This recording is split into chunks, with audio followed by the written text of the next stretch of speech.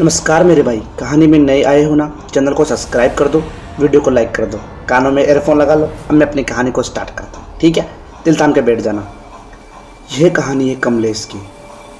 कमलेश अपने ऑफिस जाया करता था रोज़ाना। उसको अच्छी जॉब लग चुकी थी। उसकी माँ और उसके पिताजी गांव के अंदर ही रहा करते थे। उन्होंने एक अच्छा फैसला लेने की सोची। कमलेश की शादी करने का डिसीजन ले लिया। वो एक लड़की देखने गए। लड़के ने भी हाँ कर दी और लड़के ने भी हाँ कर दी। दोनों तरफ से मामला सेट हो गया। बहुत जल्द उन दोनों की शादी हो गई। शादी होने के बाद कमलेश जहाँ पर जॉब करता था, यानी कि शहर के अंदर जॉब करता था, वहीं पर ही अपनी पत्नी को ले आया, जिसका नाम नेहा था। नेहा और कमलेश दोनों अपने शहर के घर में रहने लगे। कमलेश रोज़ाना अपने ऑफिस जाया करता था।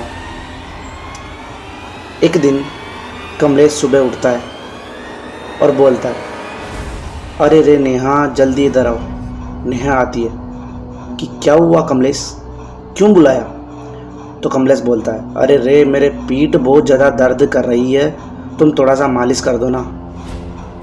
तो नेहा उसकी पीठ पर मालिश करने लगती है। मालिश करने के बाद कमलेश बोलता है, हे भगवान, मैं तो धन्य हो गया, ऐसी पत्नी मिली मेरे को, आपका शुक्रगुजार हूँ मैं। तो फिर नेहा बोलती, ओहो, ज़्यादा चढ़ो मत हो। उसके बाद नेहा अपने घर के काम में लग जाती है। तभी कमलेश अपने ऑफिस के लिए तैयार होता है। वो अपनी पीठ के दर्द के लिए गोली खाता है, परंतु उसको अपने कुर्ते के अंदर गोली नहीं मिलती। उसने अपने कुर्ते के जेब के अंदर हाथ डाला, परंतु उसको गोली नहीं मिली। तभी उसने वापस नेहा को आवाज़ दी, नेहा इधर आओ प्लीज़। तो नेहा आ जाती और बोलती, क्या हुआ, इस बार क्यों बुलाया? तो फिर कमलेश बोलता, अरे रे, मेरे को दवाई मिली नहीं रही, कहाँ ढूंढूं, तुमने कहाँ रख दी? तो नेहा ने उसके कुर्ते में हाथ डाला और डायरेक्ट गोलियां निकाल दी उसके कुर्ते में से। कमलेश थोड़ा सोच में पड़ा कि अभी भी मैंने अपने कुर्ते में हाथ डाला और मेरे को गोलियां मिली नहीं, इसको कैसे मिली और मेरे को पहले मिली क्यों नहीं? परंतु उसने इस बात को सीरियस नहीं लिया और अपने ऑफिस के लिए सामान जमाने लगा। जैसे ऑफिस के लिए निकल रहा था, तभी नेहा बोलती है, सुनो, आज तुम पहला ऑटो छोड़ देना क्योंकि तुम ऑटो से जाते हो, दूसरा ऑटो लेना और जब ऑफिस के अंदर कुर्सी पे बैठो तो ध्यान से बैठना। ये सोचकर कमलेश थोड़ा स्माइल करता है और बोलता है, जी मैडम, अच्छा आज इतना अधिकार, कोई बात नहीं, आप कहते तो मान लेता हूँ। पैदल पैदल ऑटो की तरफ निकल जाता है। सामने से ही ऑटो आता है जिसके ऊपर एक लाल कलर का झंडा बंधा हुआ था। कमलेश उसको हाँ देता है, परंतु वो तेज़ी से निकल जाता है। तभी उसको एक बात याद आती है कि बढ़िया हुआ, मैं तो जानबूझकर इसमें बैठने वाला था, आज नेहा की बात मान लेता हूँ, पता नहीं उसने किस मूड से कहा होगा। तो वो पहला ऑटो निकल जाता है। दूसरे ऑटो की तरफ हाथ देता है तो ऑटो रुक जाता है और इसको ले जाने लगता है। थोड़ी दूर जाने के बाद सामने भीड़ लगी हुई थी। कमलेश उतर कर देखता है तो उसकी आंखें फटी की फटी रह जाती है। वो देखता है कि जिस ऑटो के अंदर अभी वो शुरू में बैठने वाला था, उस ऑटो का एक्सीडेंट बहुत भारी तरीके से हुआ था, जिसके अंदर ऑटो ड्राइवर की और 2 पैसेंजर की मौत हो चुकी थी। इसलिए पूरे रोड पर भीड़ ही भीड़ थी। तभी वो मन ही मन सोचता है कमलेश कि आज नेहा ने जान बचा ली, वरना आज इनकी जगह मैं होता। ऑफिस में जाता है। ऑफिस में जाने के बाद दिन भर उसका मन इसी बात में था कि जाकर नेहा को धन्यवाद बोलूँगा। अपने घर आता है। घर जाते ही नेहा को बुलाता है, नेहा इधर आओ। नेहा आ जाती है। नेहा बोलती है, क्या हुआ? उसने कहा कि आज तुम्हारी बात ने मेरी जान बचा ली। नेहा बोलती है, मेरी बात? कौन सी बात?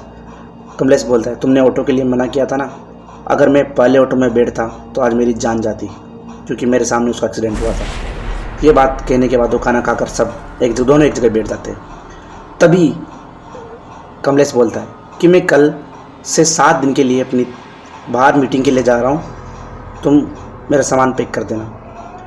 तभी नेहा मन ही मन बोलती है, पता है कौन सी मीटिंग के अंदर जाता है, उस कल मुलोटी के वहाँ मिलने जाएगा, सब पता है मेरे को। तभी कमलेश बोलता है, क्या बोला तुमने? नेहा बोलती है, कुछ नहीं, कर दूँगी मैं तुम्हारा सामान रेडी। उसके बाद वो निकल जाता है। जब घर से निकलता है तो उसने उसकी ऑफिस की लड़की यानी कि कामिनी उसको मैसेज कर दिया कि जल्दी आओ, हम चलते हैं घूमने, क्योंकि वो ट्रिप पर जा रहा था उसके साथ। वो चाह रहा था कि हम अच्छे से साथ मिलेंगे, 7 दिन तक घूमेंगे, कामिनी और हम दोनों अच्छे से हमारी मुलाकात होगी। 7 दिन की ट्रिप के बाद वो घर में आता है। जैसे वो घर का गेट खोलता है उसकी आंखें फटी की फटी रह जाती है, क्योंकि वो देखता है कि उसका घर का जो सामान था वो बिल्कुल टूटा फूटा बिखरा हुआ था। ये देखकर कमलेश का भेजा चढ़ गया और उसका दिमाग खराब हो गया। वो चिल्लाता हुआ बोलता है, नेहा कहाँ हो तुम? तुमने घर की क्या दशा बिगाड़ रखी हो? परंतु घर के अंदर से किसी की भी आवाज़ नहीं आती। उसको यही सही लगा कि अपने बेडरूम में जाकर देखता हूँ, तो वो गुस्से में अपने बेडरूम की तरफ जाता है। जैसे ही बेडरूम का गेट खोलता है उसकी आंखें फटी की फटी रह जाती है।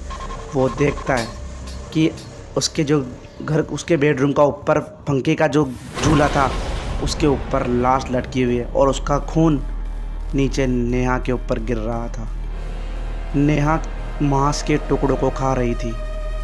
तभी वो ये सोचता और बोलता है कि मैं पत्नी के रूप में चुड़ैल को ले आया और मैंने आज इसका भयानक रूप देख लिया, इसलिए ये मेरे को भी नहीं छोड़ेगी, ये मेरे को भी मार डालेगी, ये मेरे को विश्वास है।